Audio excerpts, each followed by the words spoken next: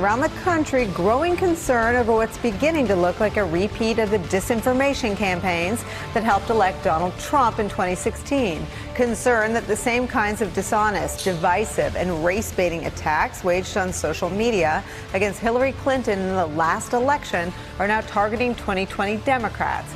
And like last time, they're being amplified by Donald Trump's allies. The issue brought to the forefront most recently when the president's son retweeted one such attack that had shades of the birtherism we heard his father gin up against President Obama. Here's a reminder of what Donald Trump retweeted, then deleted amid swift backlash. Quote, Kamala Harris is not an American black. She's half Indian and half Jamaican. I'm so sick of people robbing American blacks like myself of our history.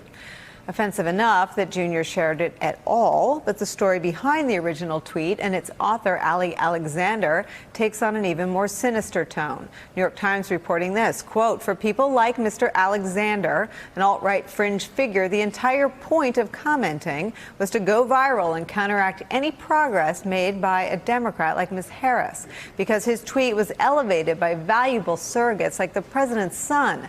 Mr. Alexander has become part of a loose network of accounts weaponized by the Trump campaign as part of its effort to discredit candidates. And there's more. The Times also points out that a suspicious group of Twitter bots like the ones weaponized by Russia last time were also spreading that same message about Harris's background, almost word for word, within minutes of each other. Caroline Orr, who's a social media researcher cited by the Times, was among the first to warn that a coordinated attack was breaking out online. She tweeted on debate night, quote, a lot of suspect accounts are pushing the Kamala Harris is not black narrative tonight. It's everywhere, and it has all the signs of being a coordinated artificial operation. We should stress again that coordinated operation was supported, at least briefly, by the president's son. Now, for Joe Biden, it's not just that the Trump campaign is aiding and abetting the online disinformation about him. In at least one case, the Trump campaign is its mastermind. The Times reports that a consultant for Team Trump has created a fake campaign website for Biden that's unflattering, to say the least. And in the last 3 months, that fake website has become the most popular Biden website on the internet. This is not normal. And that is where we start today with some of our favorite reporters and friends. Eddie Glaude, chair of the Department of African American Studies at Princeton University. Karine Jean-Pierre, senior advisor to MoveOn.org.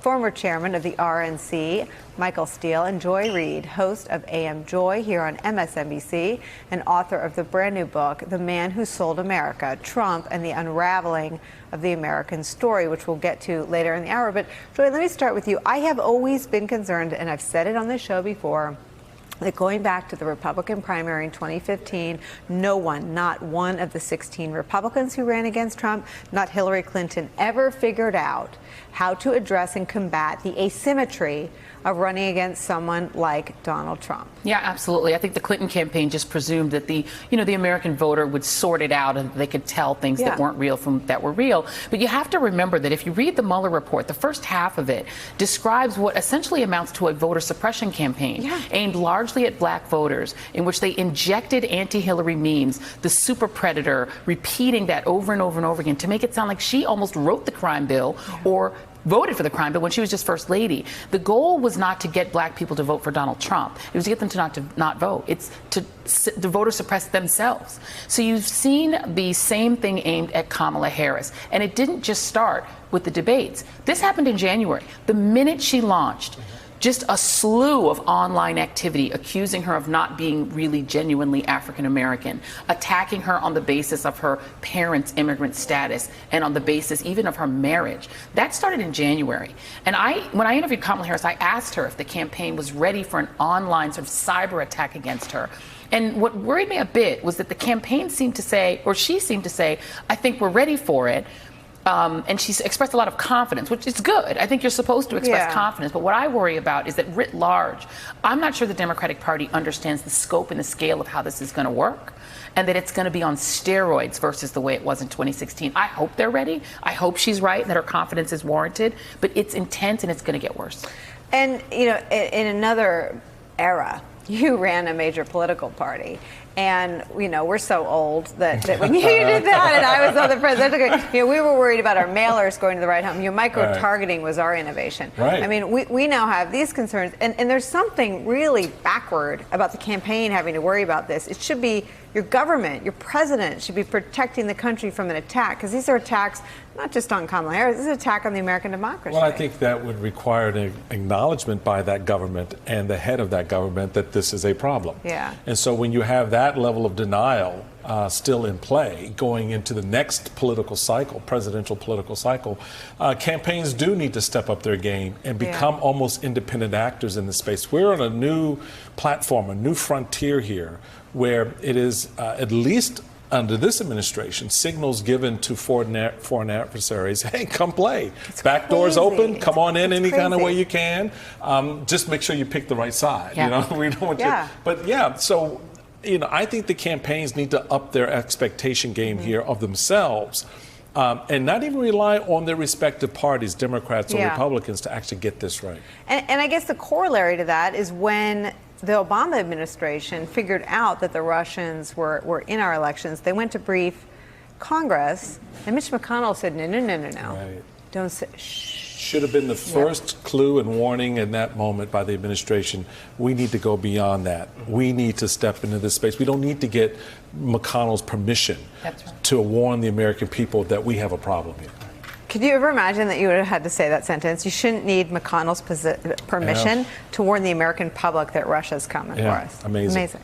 Why is Kamala Harris already a target, and why is birtherism one of the first smears? Because it worked the first time in Donald Trump's mind, right? When he entered the political arena in 2011, he used birtherism, and one of the things that came out of that, which I remember very well because I was on the Obama campaign in 2011, is Obama released his long form birth certificate, which was a win of Donald Trump. And I remember when it happened, I think there was a feeling like this had to happen. We were going into a re-election, and that was a major win. And so he took that and he went into 2015, and it all, we know what happened after that. So in his mind, I think it's like, okay, birtherism 2.0. Now Kamala Harris is clearly what we saw the performance from last week. She is rising, and they're thinking it will work again.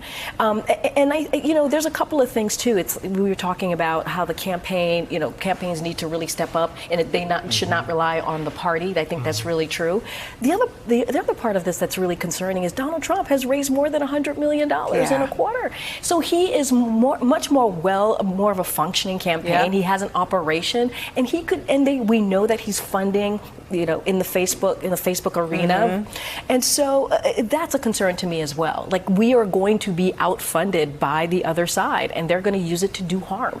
I want to come back to both these with you, but first on what the government's doing. I mean, I think one of the most startling things to have watched over the last 2 years is that the government, the national security officials, are often at odds with the public statements of the president on this question of Russia. No one more so than current FBI Director Chris Wray. Watch this. Malign foreign influence we usually use to describe the fairly aggressive campaign that we saw in 2016 and that's described in the special counsel's report. No, Russia did not help me get elected. You know who got me elected? I got me elected. The use of social media, fake news, propaganda, false personas, etc., to spin us up, pit us against each other, sow divisiveness and discord, undermine Americans' faith in democracy. It's a joke that, there was obviously never any help from the Russians. That is not just an election cycle threat. It's pretty much a 365 days a year threat, and that has absolutely continued. You look at, what Russia did, buying some Facebook ads to try to sow dissent and do it, and it's a terrible thing. But I think the investigations and all of the speculation that's happened for the last 2 years has had a much harsher impact on our democracy than a couple of Facebook ads. The investigation has had a much harsher impact on our democracy than a couple of Facebook. What? Yeah, on its face, that's absurd. Let's just concede to that claim, right? And what I think what's at the heart of it is that Donald Trump and his minions don't want to believe that Russia interfered in the election because they think that to concede that claim is to, in some ways, question the legitimacy of their election. And he's always worried about whether or not he has been legitimately elected president of the United States. And because Donald Trump... Because he knows he wasn't, right? And because he's a narcissist. Because he's a narcissist who doesn't really give a damn about the country. He doesn't, and I will say that and take the hit, right? He's willing to leave the country vulnerable. But I think it's really important for us to make some distinctions here. Clint Watts, who's come on MSNBC on a regular basis, has regularly reported that it's not only the Russians. He said what we saw in the election in 2016 was in some ways a kind of weaponization of processes that were evident or is evident throughout the American election system. And what he was saying is not only just simply foreign forces deploying these techniques, but domestic forces deploying these techniques. So not only with $100 million, what can Trump do, right? Now, what can candidates do? If there aren't any, what can operatives do, right? So it's not just simply Oppo research anymore. Something else can happen in the context of our election system. And in the context of the birtherism and what happened to Senator Harris, there are folks out there, the ADOS movement, the American descendants of slaves, who are making hay in all sorts of places across the country and have a presence on the web. They're not bots. They're not Russian folk. They're actually trying to have an impact on the way in which we talk about race in this country. And unless we understand and be able to differentiate these various forces, we're going to lump them all into the same thing and not understand the nature of the dangers that we face in our election system. I mean, and listen, I guess the toxic brew that seems to be getting mixed up in the kitchen here already is Trump's racism, the complete ambivalence among anyone. I mean, we looked high and low. Christopher Wray is the only one with a consistent thread of being deeply concerned, and Robert Mueller, who's now about to be, after he testified, off the scene here. You have the toxicity of Trump's message, which doesn't, not only does he not care about what you just said about the intricacy of the conversation about race, he wouldn't understand it. But you've got the toxicity of the smear on race. You've got sort of the recklessness with which they retweet and then, let's delete it. I mean, nobody that saw Donald Trump Jr.'s original tweet questioning Kamala Harris and with the birtherism is going to see this conversation that says this is absolutely yes. Nobody. So once, and it's very similar. I'm going to put this up because I was startled to see this. The way birtherism started was with Donald Trump saying, I don't know. It's just a question. Let's watch. Many, many people have questions, and very serious questions. So perhaps he was born in this country, and that has a very big chance. Or, who knows? You really believe this guy's an illegitimate president? I don't want to answer the question. Who knows about Obama? His mother was a U.S. citizen born in Kansas. Was he a natural-born citizen? Who knows? Who knows?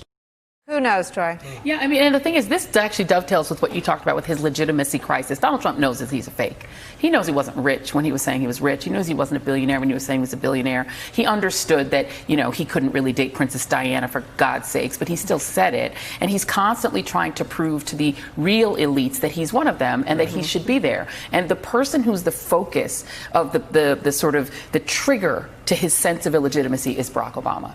And he cannot stand that this black man legitimately got into Harvard University when his daddy had to pay him in, became elected president of the United States with a 10 million vote margin, and then reelected with a 5 million vote margin, that he was beloved as president, popular as president, that people around the world love and respect him. It bugs Donald Trump in the same way it bugs a lot of his voters that black guy got the job that they think they should have gotten, or their kid didn't get into Harvard or Princeton, but a black kid did. He feels the same anger and resentment and misplaced rage at Obama. So birtherism was him doing what his voters do, of saying, the reason my life is bad is not because of choices I made, it's because of Mexicans. And Mexicans are the problem. It isn't the coal barons who are taking the jobs and shutting them down, or the fact that coal is a dying industry, or the fact that rich plutocrats took my job and sent it overseas so they can make more money. It's Mexicans. It's a simplistic view of the world that lets you off the hook. And Donald Trump is the king of that. The man knows he's a fraud. He knows that his legitimacy is in question. A former president, Jimmy Carter, has now questioned his legitimacy openly. And so Donald Trump trying to sort of fix his psyche by attacking Barack Obama, well, he needs a new person to fix his psyche. On comes Kamala Harris. So he knows that these attacks are going to happen, that his base eats it up. His son has been now duped twice by interventions in the election. So we know that a Trump is an easy mark. Right. So he knows it's what you say it is. I love it. Yeah, he's an easy mark, right? He's open to whatever he thinks can help his dad. So he thinks his father will love him more, I guess. I don't know what it is. I think I was going to say real quick to what you just said, Joy, and listening to that clip on birtherism and everything else that the president says. America, here's your tell. Whenever the president says, well, I've heard, shut it down, stop it, call it a lie, and move on.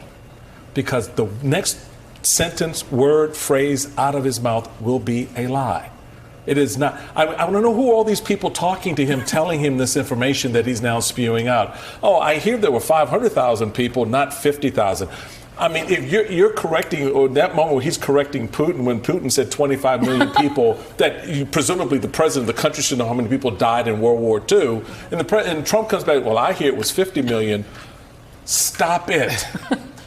Press, don't write that story. It is a lie. Whenever he comes out with the I heard or people say, that's a tell my for friend people Jimmy. Oh, my friend Jimmy. Jimmy's never real. Jimmy doesn't know exist. anyone named Jimmy? Jimmy's in his hand. Jimmy is running from this eyeball to that eyeball. And all the other. Can you understand that? Let me tell you where Jimmy plays. He's right here. This eyeball to that eyeball. That's the space, people. I want to push you on something, though, because I've heard this from someone who saw him around the holidays after Mattis's resignation, which seems like, we live in dog years, so it feels like 7 years ago. But it felt like a perilous time.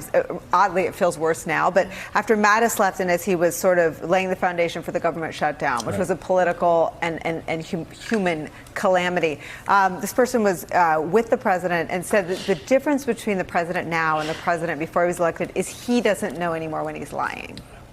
That is, wow. I just let that marinate for a moment because that is the essence of where we are. When you engage in this space, and those of us in politics, particularly those of us who deal with candidates and operatives, you're almost kind of trained to get a sense of that, where the lying edge is. And when someone crosses over that line where their reality becomes the lie and the lie becomes their reality, that's a problem. And it's particularly a problem when they are in leadership.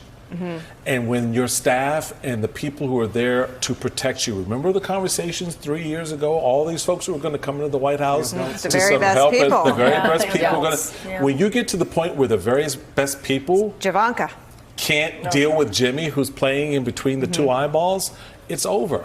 Hey there, I'm Chris Hayes from MSNBC. Thanks for watching MSNBC on YouTube. If you want to keep up to date with the videos we're putting out, you can click subscribe just below me or click over on this list to see lots of other great videos.